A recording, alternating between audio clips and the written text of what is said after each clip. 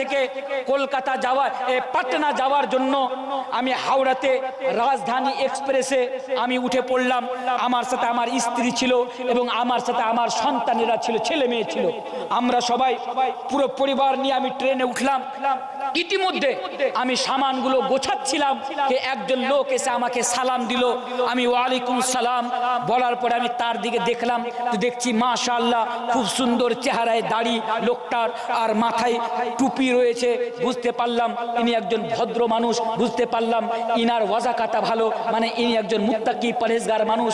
ওনার সাথে তার একটি মেয়ে ছিল, যে মেয়েটি বুরকা পরেছিল। আমি বলছি না জুনায়েদ মাক্কি, নুমান মাক্কি সাহেব বলছেন, উনার বন্ধু বলছেন। আমি নিজ চোখে দেখলাম উনি আছেন, উনার সাথে একটি মেয়ে আছে। তারপরে উনি আমাকে বললেন যে দেখুন আমার মেয়ে পাটনা ইউনিভার্সিটিতে পড়ে, আমার মেয়ে পাটনা যাচ্ছে, আমি মেয়ের সাথে যেতে পারবো না, কারণ আমার মেয়ে একাই যাচ্ছে, আপনি একটু দেখে শুনে আমার মেয়েকে নিয়ে যান। উনি বললেন ঠিক আছে, আপনার মেয়েকে বলে দেন এ হলো আমার স্ত্রী, আপনার মেয়ের যদি কোনো প্রয়োজন থাকে আমার স্ত্রীকে বলবে, আমার স্ত্রী সে প্রয়োজনটা তার মানে তাকে দেখাশোনা করার চেষ্টা করবে, আমার স্ত্রীকে ওনাকে বলতে বলবেন। উনি বললেন ঠিক আছে। উনি বলছেন, গাড়ি চলতে লাগলো, উনার বাবা গাড়ি থেকে নেমে গেল। যখন কিছুটা দূরে গেলাম, এই মধ্যে ওই জানলার সাইডে বসেছিল আর একজন ছেলে, যুবক ছেলে এসে ওর পার্শ্বে বসে গেল। হঠাৎ এসে ওর পার্শ্বে বসে গেল। ওই ছেলেটির দিকে যখন আমি দেখলাম, দেখছি তার হাতে ধাগা বাঁধা রয়েছে, ভাগুয়া কালারের ধাগা বাঁধা রয়েছে। আমি বুঝতে পারলাম ছেলেটি মুসলমান না, ছেলেটি হচ্ছে হিন্দু। আমি কিন্তু ওখানে কিছু বললাম না। এবার ওই মেয়ে যে বুরকা পরে ওর বাবা নিয়ে এসেছিল, ওই মেয়ে আর ছেলেটি আপোষে বসে তারা হেসে হেসে কথা বলতে শুরু করে দিল। আমি বুঝতে পারলাম এরা এক অপরকে ভালোবাসে। তবে আমি কি করে তাদেরকে নিষেধ করব? কারণ আমি যদি তাদেরকে নিষেধ করতে যাই, তারা হয়তো বলবে আপনি কে যা আমাকে নিষেধ করছেন। আমি শুধু তাদের দৃশ্যগুলো দেখতেই থাকলাম। ওই ছেলের সিট বার্থ উপরে ছিল, কিন্তু ওই ছেলেটি ওই সিটে সে রাত্রেবেলা ঘুমিয়ে গেল একই চাদরের ভিতরে। ওই ছেলে আর ওই মেয়ে পুরো রাত সে ঘুমিয়ে থাকলো, আর আমি শুধু তাদের দৃশ্যই দেখতে থাকলাম। তারপরে পাটনা স্টেশনে যখন মেয়েটি নামলো, ওই মেয়েটি বুরকা খুলে দিল, সব কিছু খুলে দিয়ে ওই ছেলের হাত ধরে আমার চোখের সামনে দিয়ে বেরিয়ে চলে গেল। তখন আমি মনে মনে ভাবলাম, কাশ তেরে বাপ কা মোবাইল নাম্বার মেরে পাস হতা। উনি বলছেন, আমি মনে মনে ভাবলাম তোর বাবার যদি নাম্বার আমার কাছে থাকতো, তাহলে আমি তোর বাবাকে বলতাম যে আপনি যে মেয়েকে পাটনা ইউনিভার্সিটি শিক্ষা অর্জন করার জন্য আপনি পাঠালেন, আপনার মেয়ে ওদিকে যে কি রামলীলা করছে, কি খেলা খেলছে, তাহলে তোমার বাবা বুঝতে পারতো। উনি বললেন, আমি এই দৃশ্য দেখে আমি ওখান থেকে চলে আসলাম। তাহলে এই ঘটনা থেকে আমরা কি বুঝতে পারলাম? আপনার মেয়ে কলকাতাতে পড়ে, আপনার মেয়ে পাটনাতে পড়ে, আপনার মেয়ে শিলিগুড়িতে পড়ে, আপনি তাকে ট্রেনে উঠিয়ে দিলেন, আপনি বললেন আমার মেয়ে চলে যাবে, কিন্তু আপনার মেয়ে এখান থেকে আগে যে সে কি করছে আপনি জানতে পারবেন না। তাই আমি আপনাকে অনুরোধ করে বলবো, আপনি বাবা হিসাবে দায়িত্ব পালন করুন। তাছাড়া ইসলামের এটা স্পষ্ট কানুন, ইসলাম বলে দিয়েছে খবরদার কোনো মেয়ে মেহরাম ছাড়া সেই জন্য সফর না করে, মেহরাম ছাড়া সেই জন্য চলাফেরা না করে। আপনার মেয়ে হোস্টেলে থাকে, আপনি তাকে রেখে আসুন। আপনার মেয়ে হোস্টেল থেকে বাড়ি আসবে, আপনি তাকে নিয়ে আসুন। কারণ আপনি জানেন, এই মুসলিম সমাজ, আপনি জানেন, আপনি বাবা হিসাবে, বাবা বলে আমি আপনাকে এই কথা বলে যাচ্ছি, আমাদের ভারতবর্ষের মাটিতে আজকে বহু নারী আজকে হিন্দু ছেলেদের সাথে ভালোবেসে আজকে তারা মুরতাদ হয়ে যাচ্ছে, আজকে তারা ইসলাম ধর্মকে ত্যাগ করে দিচ্ছে। আপনি কি জানেন, একটি ডেটা বেসিক 8 লক্ষ নারী, 8 লক্ষ মুসলমান ঘরের মেয়েরা আজকে ইসলাম ধর্মকে ত্যাগ করে দিয়ে ভালোবাসার নাম দিয়ে অন্য গায়ের মুসলিম ছেলেদের সাথে তারা বাড়ি থেকে পালিয়ে গিয়েছে। এই ঘটনাগুলো আমাদের চোখের সামনে ঘটছে। তাই দায়িত্ব হিসাবে আর কথাকে আগে না বাড়িয়ে আমি আপনাকে জাস্ট একটাই কথা বলবো, আপনার মেয়ে বাইরে পড়াশোনা করলে যাওয়া আসার দায়িত্বটা আপনি পালন করুন। আপনি না পালন করলে যারা মেহরাম রিশতেদার রয়েছে তাদেরকে তাদের সাথে পাঠান, ইনশাআল্লাহ আপনার মেয়ে অনেকটা ফিতনা থেকে বেঁচে যাবে। তাছাড়া আরেকটা সবচেয়ে বড় যেটা যেটা হচ্ছে দায়িত্ব, যেটা আপনি পালন করবেন, ওই দায়িত্বটার মধ্যে একটি দায়িত্ব হলো যে আপনার মেয়েকে আপনি দ্বীনি শিক্ষা দিবেন, আপনার মেয়েকে আপনি ইসলামিক শিক্ষা দিবেন, যাতে সেই বুঝতে পারে দ্বীন কি, যাতে সেই বুঝতে পারে ঈমানের মূল্য কি, ঈমান কত বড় দৌলত, যাতে করে আপনার মেয়ে বুঝতে পারে। আরেকটা কথা আমি এখানে অ্যাড করে দিই, এক জায়গাতে বলেছিলাম আমার বিরুদ্ধে অনেকে ভিডিও বানিয়েছিল, অন রেকর্ড আমি এই কথা বলে যাচ্ছি, এক জায়গায় আমি এই কথা বলেছিলাম বলে অনেক শিক্ষিত মানুষ আমার ব্যাপারে কুধারণা করেছিল, অনেক শিক্ষিত মানুষ আমার ব্যাপারে বাজে মন্তব্য করেছিল। আমি ইনশাআল্লাহ তাদেরকে উত্তর দিয়েছিলাম। তবে আজকে সেই কথা আমি আপনাকে বলে যাচ্ছি, আপনার মেয়েকে এমন শিক্ষা দেন যেই শিক্ষা আপনার মেয়ের যাতে দুনিয়া আর পরকালকে ধ্বংস না করে দেয়। এটা বাবা হিসাবে আপনাকে লক্ষ্য রাখতে হবে, কারণ আমি একজন মুসলিম হিসাবে ওই শিক্ষাকে আমি লাথি মারি, ওই শিক্ষাকে আমি জুতো মারি। যে শিক্ষা দিয়ে আপনি প্রাউড ফিল করেন, আমি ওই শিক্ষার কথা বলছি। আমি এটা কথা বলছি না আপনি আপনার ছেলেকে মেয়েকে স্কুলে পড়াবেন না বা কলেজে পড়াবেন না, আমি ওই কথা বলে যাচ্ছি না। समझदारों के लिए इशारा काफी है। আমি ওই শিক্ষাকে লাথি মারার কথা বলছি, যে শিক্ষা আপনার মেয়ের পরকালকে ধ্বংস করে দিবে, যে শিক্ষা আপনার মেয়েকে পর্দা ছাড়া করে দিবে, যে শিক্ষা কাল কিয়ামতের দিবসে আপনার মেয়েকে জাহান্নামে নিয়ে চলে যাবে, আমি সেই শিক্ষার ব্যাপারে বলছি। আপনি समझदार, আপনি বুঝতে পারবেন যে আপনার মেয়েকে কি শিক্ষা দিতে গেলে তার পরকাল ভালো হবে, তার দুনিয়া ভালো হবে। এই দায়িত্ব আপনাকে পালন করতে হবে। এবার আসেন আরেকটু আগে আমি আপনাকে নিয়ে যাই। দায়িত্ব হিসাবে বলতে গেলে আরেকটা কথা আমার মনে পড়ে গেল, আপনাদের কালিয়াচকে না অনেকগুলো মিশন রয়েছে, আপনাদের চেয়ে ভালো কেউ বুঝতে পারবে না। অনেকগুলো মিশন, অনেকগুলো মিশন আজকাল, মিশন স্কুল কলেজ মাদ্রাসা অহরহ এই জিনিসগুলো আমরা দেখতে পাই। আপনি বাবা, বাবা হিসাবে আপনাকে আমি এই কথাটা বলে যাচ্ছি। কত স্কুলে দেখবেন প্রোগ্রামের নাম দিয়ে আমাদের মেয়েদেরকে স্কুলের মঞ্চে ডান্স করানো হয়, হয় না? প্রায় স্কুল কলেজ এবং এই যে মিশনগুলো রয়েছে, আমাদের মেয়েদেরকে নিয়ে যে সেখানে ডান্স করানো হয়, আমরা নির্লজ্জ বাবা হয়ে সামনে বসে থাকায় বসে বসে আমরা আমাদের মেয়েদের ডান্স দেখি, অথচ আমরা তাদেরকে নিষেধ করি না। স্কুলের যে চেয়ারম্যান রয়েছে তাকে যে আমরা বলি না, এই তোমার সাহস কি করে হলো আমার মেয়েকে মানুষের সামনে ডান্স করানোর, তোমার সাহস কি করে হলো, এই পারমিশন তোমাকে কে দিল? এই দায়িত্ব আজ পর্যন্ত আমরা পালন করতে পারিনি। তাই এই দায়িত্বগুলো আপনাকে পালন করতে হবে। বলুন ইনশাআল্লাহ।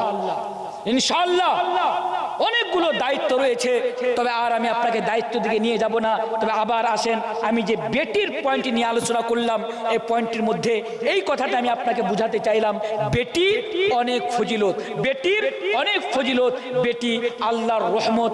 ইনশাআল্লাহ বেটি যদি আপনি ভালো করে লালন পালন করে নিতে পারেন, কুন্নালাহু সিতরাম মিনান নার, এই বেটি আপনাকে কাল কিয়ামতের দিবসে জাহান্নামের আগুন থেকে বাঁচাবে। আর হ্যাঁ, দায়িত্ব যদি পালন না করতে পারেন তাহলে আপনার ঠিকানা অতি খারাপ হতে পারে, এটা আপনি মনে রাখেন। এবার আসেন দ্বিতীয় নম্বর জিনিস। আপনারা যে না বুঝতে পারছি, রাত অনেক হয়েছে, আমি কিছুক্ষণের মধ্যে ইনশাআল্লাহ আমার বক্তব্য শেষ করবো ইনশাআল্লাহ, কারণ আমারও 1.5 ঘন্টা হতে চললো। 1.5 ঘন্টা হলে আমি পূর্ণ হলে আমি ইনশাআল্লাহ আমার বক্তব্য ইতি করবো ইনশাআল্লাহ। তো আর দুটি পয়েন্ট বাকি রয়েছে। স্ত্রী, আচ্ছা স্ত্রীকে ইসলাম যে অধিকার দিয়েছে, সত্যি করে বলুন তো আপনারা সেই দায়িত্ব পালন করতে পেরেছেন? সত্যি করে বলুন, পেরেছেন দায়িত্ব পালন করতে? আমরা ওই দায়িত্ব পালন করতে পারিনি। আমরা আমাদের স্ত্রীকে সেই মর্যাদা দিতে পারিনি। ইসলাম তাদেরকে যা মর্যাদা দিয়েছে, স্ত্রীর মর্যাদা কি, অনেক মর্যাদা। আমি ওইদিকে না যে জাস্ট একটি হাদিস পড়ে আমি 3 নম্বর পয়েন্টের দিকে আমি আপনাকে নিয়ে চলে যাব। ইসলাম আপনার স্ত্রীকে কি অধিকার দিয়েছে এবার দেখেন। আল্লাহর রাসূল জনাবে মুহাম্মদুর রাসূলুল্লাহ সাল্লাল্লাহু আলাইহি ওয়াসাল্লামের কাছে একজন লোক আসলেন। আসার পরে আল্লাহ রাসূলকে প্রশ্ন করছেন, হে আল্লাহ রাসূল, আপনি বলুন ইসলাম আমার স্ত্রীকে কি অধিকার দিয়েছে, অর্থাৎ আমার উপরে আমার স্ত্রীর কি হক বা কি অধিকার রয়েছে। আল্লাহ রাসূল জনাবে মুহাম্মদুর রাসূলুল্লাহ সাল্লাল্লাহু আলাইহি ওয়াসাল্লাম বললেন জাস্ট 5টি জিনিস, তাহলে আপনি বুঝতে পারবেন ইসলাম আপনার স্ত্রীকে কি অধিকার দিয়েছে। আল্লাহ রাসূল বলছেন আনতুতিমাহা ইদা তাইমতা ওয়া তাকসুহা ইদা তাসাইতা ওয়ালা তাজরিবিল ওয়াজহা ওয়ালা তুকাব্বিহ ওয়ালা তাহজুর ইল্লা ফিল বাইত। প্রথম নাম্বার জিনিস, আল্লাহ রাসূল আপনার স্ত্রীকে অর্থাৎ ইসলাম আপনার স্ত্রীকে অধিকার দিতে যে এই কথা বলছেন আনতুতিমাহা ইদা তাইমতা, আপনি যা খাবেন আপনার স্ত্রীকে তাই খাওয়াতে হবে। কথা বুঝতে পারলেন না? আপনি যা খাবেন আপনার স্ত্রীকে তাই খাওয়াতে হবে, এটা ইসলাম আপনার স্ত্রীকে অধিকার দিয়েছে। এর মানে কয়জন বুঝতে পেরেছেন বলুন? আপনি যা খাবেন আনতুতিমাহা ইদা তাইমতা, সহিহ হাদিস, আপনি যা খাবেন আপনার স্ত্রীকে তাই খাওয়াতে হবে। এবার বলুন ইনশাআল্লাহ আমরা যা খাবো আমার স্ত্রীকে তাই খাওয়াবো, বলে ইনশাআল্লাহ।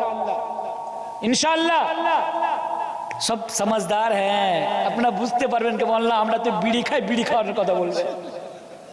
হ্যাঁ, ইসলাম এই অধিকার দিয়েছে আপনি বিড়ি খান আপনার স্ত্রীকে বিড়ি খাওয়াতে হবে, এটা ওর অধিকার, ইসলাম তাকে দিয়েছে। বলে ইনশাআল্লাহ আমরা বিড়ি খাওয়াবো, ইনশাআল্লাহ। জি না, এখানে মানে হলো কি জানেন, আনতুতিমাহা ইদা তাইমতা।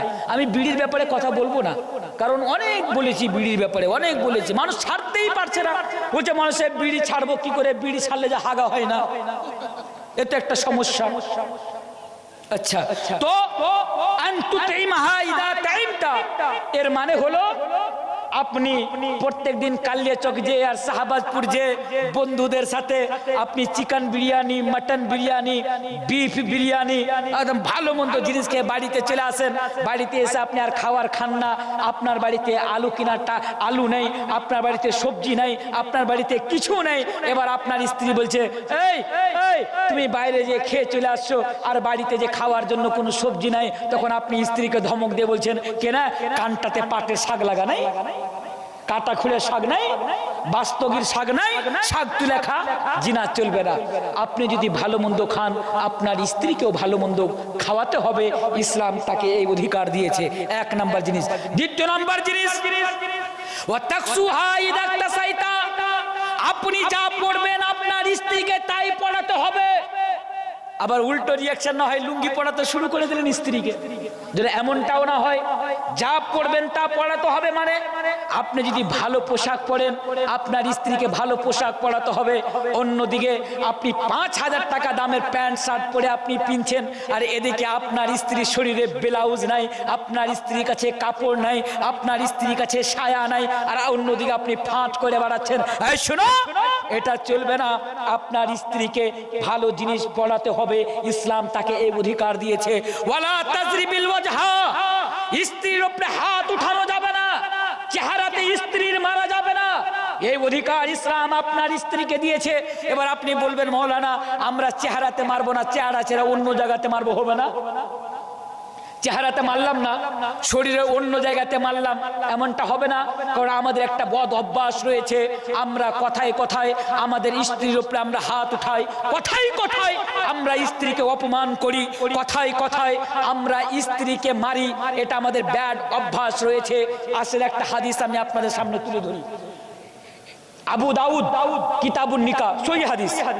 একদিন আল্লাহ রাসূল বললেন, এই খবরদার তোমরা তোমাদের স্ত্রীর উপরে হাত উঠাবে না। সাহাবায়ে কেরামেরা স্ত্রীকে মারা ছেড়ে দিয়েছে।